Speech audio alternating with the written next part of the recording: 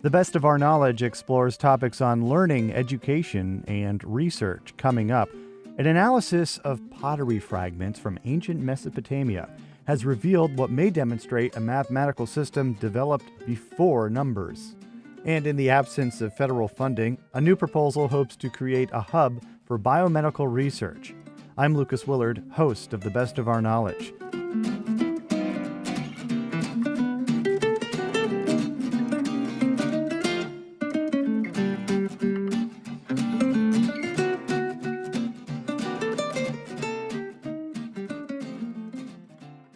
This is The Best of Our Knowledge. I'm Lucas Willard. Amid steep cuts in federal funding through the National Institutes of Health, medical research institutions are left seeking ways to protect staff, clinical trials, and the cultivation of breakthrough scientific advancements. In New York, where 1 in 7 doctors are trained, the Icahn School of Medicine at Mount Sinai is leading a new effort to secure the future of the biomedical economy. The proposal is called the Empire Biomedical Research Institute. I spoke with Mount Sinai immunologist Dr. Shruti Nayak to learn more. I think the immediate impacts of changing policies is first of all, what's getting funded is very different, right? So now the priorities have shifted from things like infectious disease research to more chronic disease. And why that's important, particularly for a state like New York, is that New York City is the sort of entryway to the world. We're a global hub, and we saw this in COVID, that in fact we were really hit by COVID first and an epicenter of the disease. So it's really critical that infectious disease and certain types of research get funded. The other thing that's really critical is, our workforce development, our early career researchers. So what we're seeing at Sinai, at other institutes, is that the graduate programs, the programs that train the future scientists, are now contracting. And so what's going to end up happening is we're going to end up losing an entire generation of scientists, unless there is investment from the state to say, hey, we value science and we want New York to stay at the forefront of training our future scientists, our future doctors. So here's a statistic that's extremely impressive. First of all, New York is a powerhouse for science. We train 1 in 11 scientists and 1 in 7 doctors in the nation. And it's extremely important that we maintain that status and signal nationally and globally that we are a destination for scientists to train, to learn, and to stay. So how much funding from NIH cuts or other sources of federal funding did the School of Medicine lose over, really looking at the past year? So I don't know the exact dollar amounts of School of Medicine. I think the state has lost about $500 million. And I want to emphasize here. So the good news is that federally, there was bipartisan support, and this is really wonderful for NIH funding. The funding levels are the same, but how that funding is going to be given out is a little bit different, and it's different in very important ways. Like I mentioned, what's going to be funded, who is going to be funded. There were some documents and some memos put out about, initially or up to now, the funding has been given out based on peer review panels, and now they're going to include additional criteria of geographic distribution or other priorities. So what that really ends up sort of leading to is that New York needs to invest to maintain its funding, and also to attract additional federal funding to the state to maintain its status. So you had mentioned that 1 in 7 doctors are trained in New York State, and That's right. with the impacts of this funding, to use another term, are you worried about brain drain? Really, if you're losing the ability to train doctors and That's health right. professionals, and are you worried about expertise being lost in that instructional training? You've really hit the nail on the head. So it's brain drain. It's going to be brain drain at its worst, right? Because what we're seeing is that other states have already started investing very heavily in making sure that these folks are staying, and making sure that they're being attracted to their states, California and Texas in particular. But then also our neighbors to the north are seeing this as an opportunity. So Canada has announced a $1.8 billion initiative to attract talent. So essentially, it's sort of, this is the moment where New York needs to step up and say, no, we are going to keep our best and brightest here. We're going to look out for, not just our scientists and the biomedical discoveries that change life, but doctors that provide life-saving care. And here I must emphasize that, New York has to do this because we are one of the states that pays the highest amounts in healthcare. So if we don't invest in this early stage research and in preventative care, which are things that only government can do, which are things that, pharma really doesn't do, then we're in big trouble. Now, how about access to clinical trials and developing, I guess, the next generation of treatments and other forms of research to treat disease and other, health issues? Absolutely. So I really want to commend our governor. She just put out, and in her State of the State mentioned this also, a bolstering biotech initiative in which they do intend to build a clinical trials consortium. New York, this is another really impressive fact. 12.5% of clinical trials across the country, right? That's disproportionate to almost any other state. It's extremely impressive. Mount Sinai runs some of the most cutting edge clinical trials, gives access to care to really underserved populations, and again I want to emphasize that clinical trials are a way to treat diseases and advance care that you know sometimes in cases where there are dire circumstances and no other option. So the Bolstering Biotech Initiative and the Clinical Trials Consortium is absolutely necessary for advancing this. But the other part of what you said, which is what about the future of discovery science and the next generation of therapies and the preventative care? What we're advocating for is that New York double down on those features also. Because if we think about biotechnology and the biotech economy, which the state is very focused on developing, um, I would say a large majority of that stems out of academic institutions like Mount Sinai. Mount Sinai has been at the forefront of developing new technologies, developing new therapies. We have a tech incubator here. Those are really ideas that come out of scientists' labs in medical schools and universities like Mount Sinai. They spin out and then we start companies. The companies act like little incubators to develop the ideas further, bring it to a therapeutic, and then pharmas come in and really expand, right? So that's the ecosystem. And if you're going to fund only the second part of that ecosystem and the base of that ecosystem isn't funded, then you're going to see it come down like a house of cards. Now, going back to the Empire Biomedical Research Institute proposal, what other institutions are involved in this proposal, and what will this group, this collective effort, look like if it is materialized? Yeah, so the Empire Biomedical Research Institute is really envisioned as a standalone institute for science that is a state funding institute that funds the earliest stage research all the way up to that biotech piece. So and this again, this is really meant to be an institute that now brings New York up to the same level as California and Texas, who have been doing this for decades, and they have been reaping benefits in taxes. They have been reaping benefits in new jobs. They have been reaping benefits in preventative care and reduction of healthcare costs. The Institute itself would do four things. It would fund early stage research. It would fund workforce development. It would fund technology creation.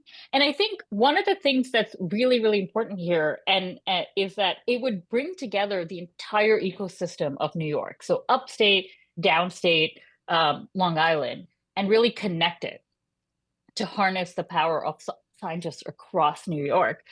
Mount Sinai has taken the lead here, and I will really commend our institute, our scientists, our clinicians. They felt the need early on, and they understood that New York. And we can really harness the power of New York to elevate our entire ecosystem. But we're not alone. We've been doing this alongside 14 other medical schools. There's a coalition of 35 organizations, including patient advocacy groups and the business community. and various grassroots organizations, including UAW 4100, which represents our earliest career researchers who are at the most vulnerable stage. So, um, you know, I think it's this moment where institutions and labor are coming together to say, this is something that's needed to sustain science in New York. This is not a bailout for schools. This is not a, like deans getting rich. We are securing our position globally, and we are securing our workforce, and we're creating opportunities for the next generation. And are you working with any state lawmakers right now?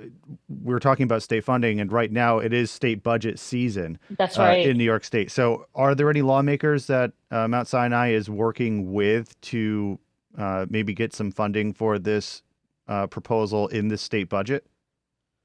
Yeah, so what I will say is that this is being led by the Associated Medical Schools of New York, which is a organization that all the 14 medical schools come to as a consensus building organization that represents the school. So they're taking the lead, and the proposal was presented to the governor to include in her executive budget.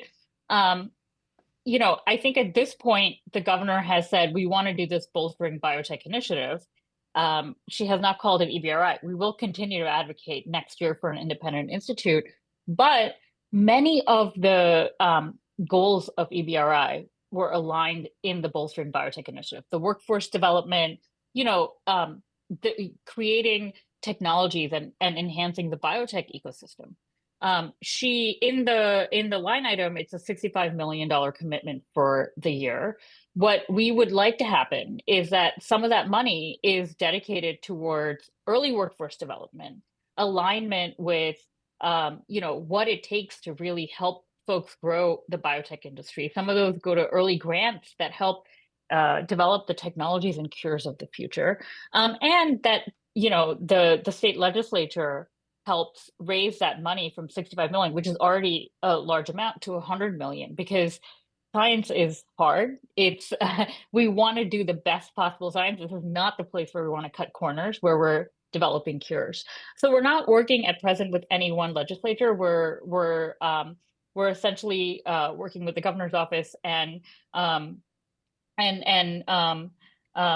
the Committee on Economic Development to see how we can um, use some of the funds in the Bolstering Biotech Initiative to secure this early stage research. And Dr. Nayak, I have one sort of last question. Are you confident that down the road, the federal funding that was held back this past year will ever return? Or is this really a plan to put in place to replace that funding? Because, there's no guarantee that this federal funding will in fact come back. Well, so I definitely can't read the tea leaves, right? We don't know what's going to happen. I want to just be really clear, like this is not a replacement or a stopgap. We need both because other states are realizing that you need both. You need state funding and you need federal funding. It's a portfolio that complements each other. So it's not one or the other. And I think New York needs to join those other states, and I would say lead those other states, right? In realizing that this is something that we have to do if we're going to keep New York at the forefront of research. I think we'll leave it there. Thank you so much for taking the time. I appreciate it. Thank you for having me. Dr. Shruti Nayak is an immunologist at the Icahn School of Medicine at Mount Sinai in New York City. You're listening to The Best of Our Knowledge. I'm Lucas Willard.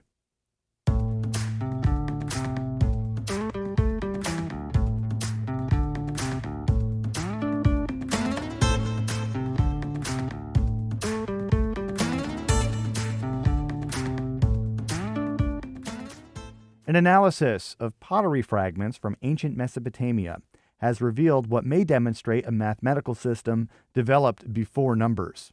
Our next guest is part of a research team that studied artifacts from the Halafian culture, which emerged in the 6th millennium BCE. Dr. Joseph Garfinkel is a professor at the Institute of Archaeology at the Hebrew University of Jerusalem. We spoke about his latest research. I think that people need to count till 10, 20, 30 already in early prehistory. Mm-hmm. They came from hunting and said, we were attacked by 20 lions, and we were managed to kill all of them. All Right. kind of stories like this.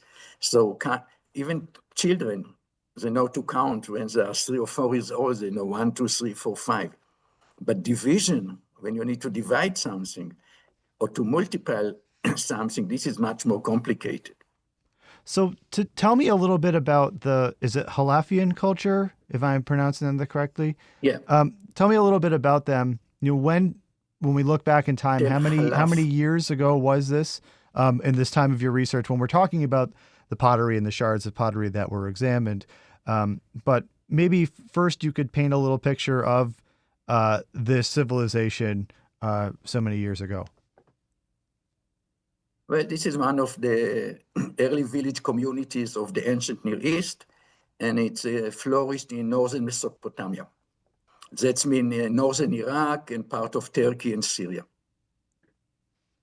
And so was this a farming culture? Was this, what was their society like?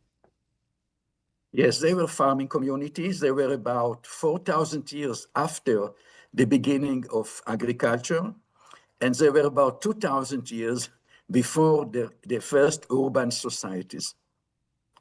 So tell me about these shards of pottery that is central to this research. I saw photos of this pottery, and at first glance, it looks like pretty designs on a piece of clay, a circle with some dots around it, or some other flower motifs that you and your team studied. But what about this was curious to you that made you want to dig a little bit deeper to really understand more about what seemed to be at first glance kind of just insignificant pieces of pottery?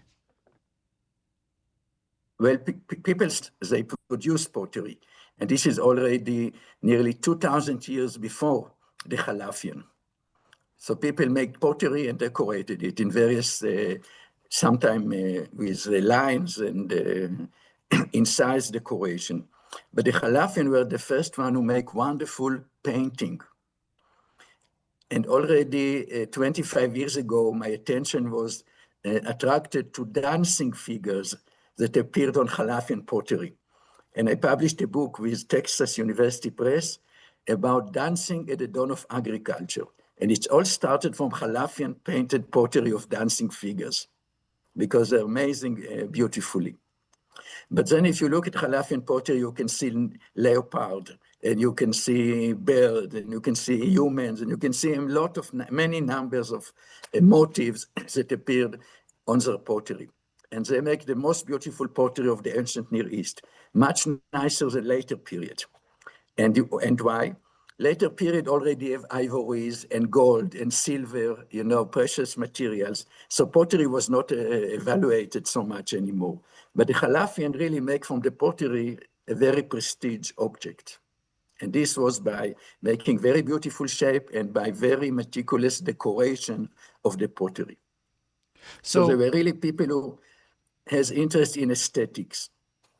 So art involving people, maybe dancing people or animals, that wasn't too uncommon, correct? When we're talking about this period of time, figures of people and animals and maybe things that they ate or experienced, that was more common than what we see in some of this Halafian pottery, which is actually pictures of plants and flowers.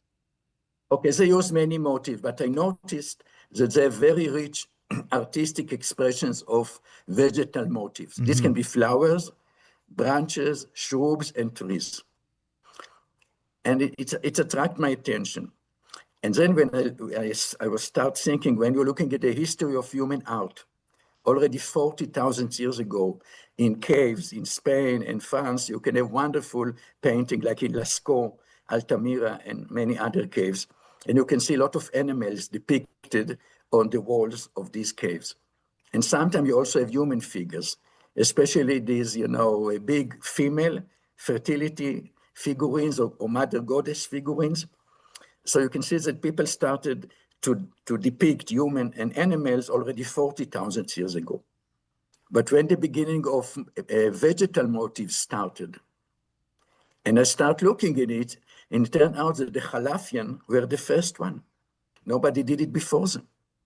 And you also noticed patterns that appear in these motifs as well, correct? When it comes to a number of petals or a number of branches and representations and floral motifs of figures that have a pattern to them. It's not just a random number of dots, maybe, around a circle, but there's actual what looks to be a numerical calculation that this is adhering to. Can you tell me a little bit about how you made the connection of these vegetable motifs and math before numbers even existed? Anyhow, so I start collecting them, and I found that they appear in almost every Halafian site which was excavated in a large area. If somebody only make a small test pit 2 by 2 meters, he didn't find the floral motifs. But once you have areas, 100 square meter, 1,000 square meters, always, you will have vegetal motifs. And there is 29 sites, Halafian site, which has these motifs. So I start analyzing them. These are flowers, these are bushes, these are shrubs, and these are trees. And when I look at the flowers, I saw that suddenly, sometimes you have 4 palettes for the flower, sometimes 8, sometimes 6, and sometimes there's one arrangement when you have 64 flowers arranged on the vessel. And this is mathematical order: 2, 4, 8, 16, 32, 64. So it's reflecting mathematical knowledge. And this is really the way you're dividing things. I think that if you have a village and together they are collecting wood, they're going to the forest and together they're collecting wood for fire, for making fire and so on, for cooking and heating. After 1 week, everybody work together. They need to divide it equally between all the members of the community. So they need to, they develop this skill of dividing to 2 and 4 and 8 and 16. So, till you get equal share for every person. It can be the same when you're cultivating land and you harvest the land. And in there you have piles and piles of wheat, barley, legumes, whatever. Now you need to divide it equally between the people. Now, so I think that this was the beginning of more complicated mathematics. right. And so you believe that civilizations before the Halafian people must have known how to count and must have known how to observe something and say, well, a person has 2 legs and a cow has 4 legs and so forth and so on. But this actual demonstration of division is much more than that. This shows an understanding really of how numbers work instead of just counting. Counting probably started earlier because people didn't have, much need for sophisticated mathematics when they were hunter-gatherers. If you go to Bushmen or to some tribe in the Amazons that are still living as hunter-gatherer, they don't need sophisticated mathematics. They simply, hunting an animal, eat it, or collecting food and eat it, and that's it. So it's a very simple way of life, and you don't need complicated mathematics. What is interesting is that when we have the Sumerian, and they are the first people who start writing in Mesopotamia, and their mathematics, they divided things by 6. The 12 hours, 24 hours a day, and then 360, angle in the circle and so on. All this coming from Sumerian mathematics, which started about 5,000 years ago. But they used the number 6. And we are talking about 2, 4, 8. So it's an earlier mathematics was replaced by the number of 6.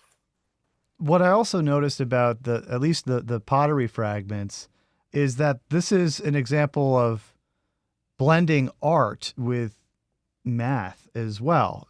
It's not, we think of numbers on a line and it may not be the most attractive thing to look at, but in this way of counting and demonstrating a scale that can be divided, this is much more pleasing to the eye than maybe just a string of numbers written on a piece of paper. To me, they didn't know how to read and write yet. They didn't invent reading and writing yet. but the flowers indicating this mathematical thinking, that's for sure. But sometimes they also depicted animals around the vessel. And I didn't count. Maybe if you start counting how many animals appear around the vessel or how many animals, maybe you'll find the same order in other aspects. The problem is that usually we don't have complete vessels because this is so old time, so many time ago, that the chances to find complete vessel is very low. Usually in archaeological excavations, we find only shards. But when you have the whole flower, you don't have the whole vessel, but you have the whole flower, then you can see the number of pallets around the flower.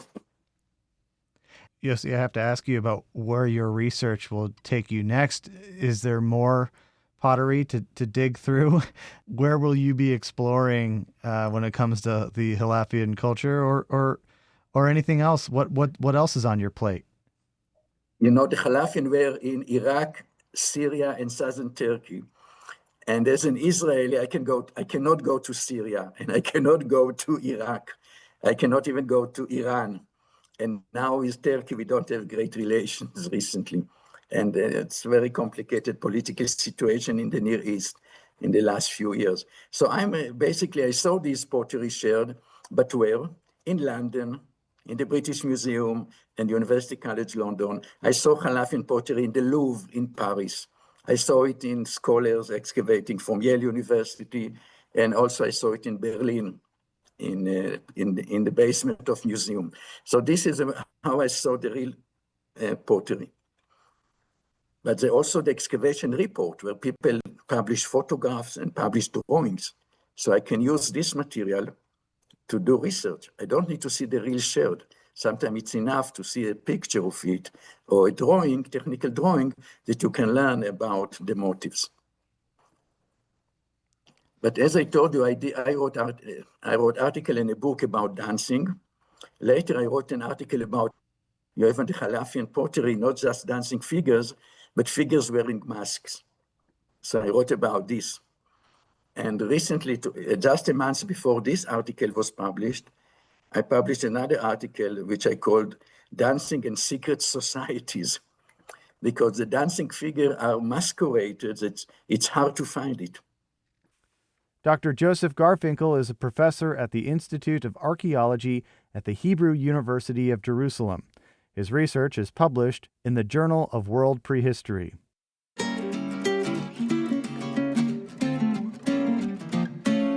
This has been The Best of Our Knowledge, episode 1842. The Best of Our Knowledge is a national production of WAMC Northeast Public Radio. The latest on all National Productions programs is available via the Airwaves newsletter and our flagship station's website, WAMC.org. Until next time, I'm Lucas Willard.